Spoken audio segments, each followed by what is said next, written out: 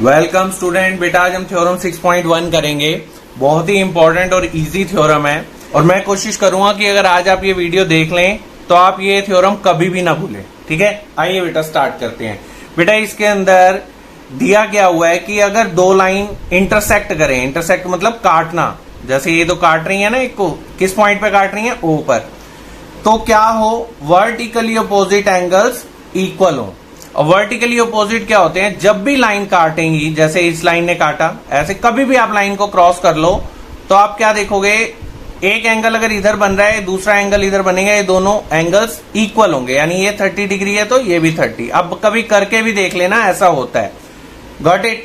अब ये वाला अगर 150 है तो ये भी 150 होगा। क्लियर। ये भी वर्टिकली अपोजिट होते हैं एक दूसरे से और ये भी एक दूसरे के वर्टिकली अपोजिट, पहली बात। दूसरी जो इसमें आपको नॉलेज की जरूरत है वो मैं थोड़ी सी क्लियर कर देता हूं। बेटा आपने लीनियर पेयर का नाम सुना होगा, ठीक है। जब एक स्ट्रेट लाइन होती है तो ऑब्वियसली यहां पे भी जो एंगल बनता है, ये पूरा एंगल ये 180 डिग्री का होता है। हम लोग क्या करते हैं, बीच में से एक लाइन हमने मान लो ड्रॉ कर दी तो ये एंगल के दो टुकड़े हो गए। मान लो इस एंगल का नाम हो गया एंगल 1, इस एंगल का नाम हो गया एंगल 2। तो ये पूरा तो 180 था ना, अगर मैं इन दोनों को प्लस भी कर दूं तो 180 ही तो आना चाहिए कि कोई और एंगल आ जाएगा। तो बहुत सिंपल सा लॉजिक है, अगर लाइन स्ट्रेट है तो ये दोनों एंगल्स को प्लस करके 180 बनेगा। लाइन टेढ़ी हो जाती है तो बच्चे कंफ्यूज हो जाते हैं, तब भी तो वही कॉन्सेप्ट रहेगा। मान लो ये है, ये पूरा एंगल यहां से लेकर यहां तक, ये यहां से स्टार्ट हुआ, लाइन से ही स्टार्ट हो गए, लाइन पे ही खत्म, तो भी ये एंगल जो होता है, इसको मान लो ए एंगल दे दिया, इसका नाम कर दिया बी, तो ए और बी को तब भी प्लस करके 180 डिग्री आएगा। मतलब क्या होता है, लाइंस को थोड़ा टेढ़ा कर देते हैं तो बच्चे कंफ्यूज हो जाते हैं। आइए, और दूसरी जो चीज आपको बतानी है, मान लो कोई आपके पास ऐसी वैल्यू आ गई कि भी x प्लस वाई की वैल्यू 50 है, a प्लस बी भी कहते हैं मेरी वैल्यू भी 50 है, इसका मतलब ये दोनों भी तो आपस में इक्वल हुए, ये भी 50 के इक्वल है, ये भी 50 के इक्वल है। इससे क्या रिजल्ट निकल कर आता है कि ये और ये दोनों वैल्यूज इक्वल है, यानी x plus y equal to a plus b. बस जिसको ये नॉलेज है उस क्वेश्चन में कुछ भी नहीं बचता। ठीक है, आओ बेटे देखें ध्यान से। पहले हम क्या करते हैं, नेमिंग कर देते हैं एंगल्स की। दिस इज, पहले ये 4 एंगल्स बन रहे हैं, आप इस तरह से मार्किंग कर लो भाई 4 एंगल्स हैं।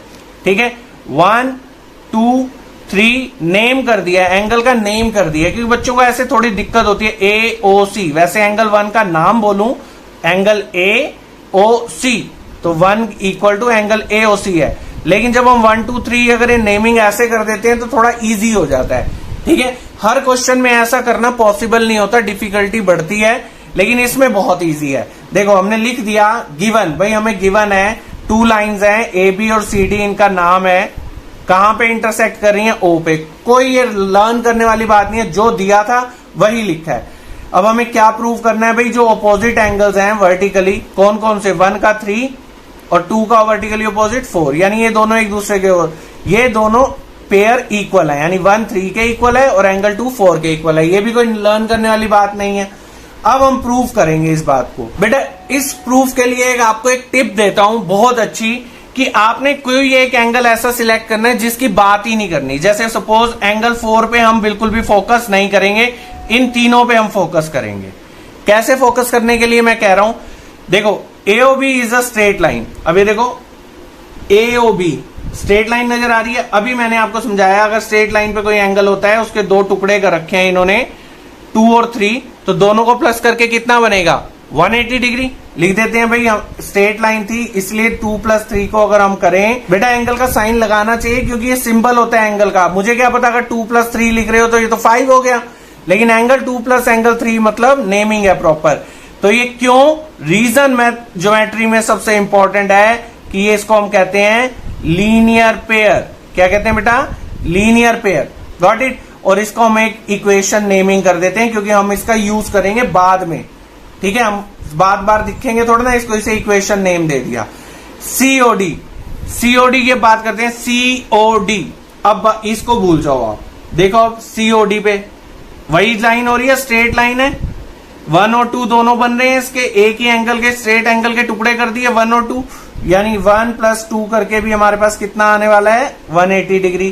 क्या रीजन है, वही रीजन है भाई, लाइन बन रही है और लाइन के ऊपर बनने वाले जो एंगल होते हैं उनका सम 180 होता है, इसको हम लीनियर पेयर कहते हैं। इसको बेटा इक्वेशन नेम कर देते हैं, इक्वेशन 2 हो गई है। Got it.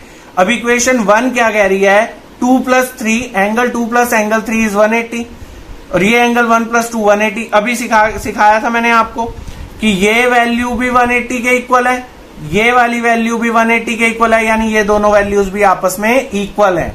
ध्यान दो बेटा, तो यानी 1 + 2 को हम 2 + 3 के इक्वल लिख सकते हैं क्योंकि दोनों ही वैल्यूज 180 के इक्वल थी।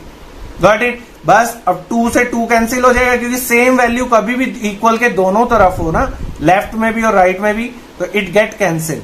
तो क्या बचा, एंगल 1 = एंगल 3, 1 = 3। देखो हमने 4 की बात भी नहीं की, तो इसलिए हमने 4 को इंक्लूड ना करके एक बार CD लिया, एक बार AB लिया, ताकि हमें एग्जाम में कंफ्यूजन ना हो। तो एंगल 1 = एंगल 3, यही तो प्रूफ करना था। ये देखो, गॉट इट। सिमिलरली अब हम दोबारा ये वाला पेयर प्रूफ नहीं करेंगे, हम बोलेंगे सिमिलरली हम ऐसा भी कर सकते हैं। क्लियर कर सकते हैं, अब हम करेंगे नहीं, हमने एक पेयर करके दिखा दिया। आई होप बेटा टॉपिक क्लियर होगा। बहुत इजी क्वेश्चन था ये, एग्जाम में आता भी रहता है, ज्यादा मार्क्स में नहीं लेकिन आता है जरूर है ये।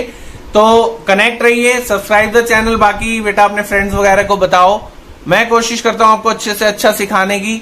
बाकी आप प्रैक्टिस करते रहिए तो आपका मैथ्स इंप्रूव होगा। Thank you.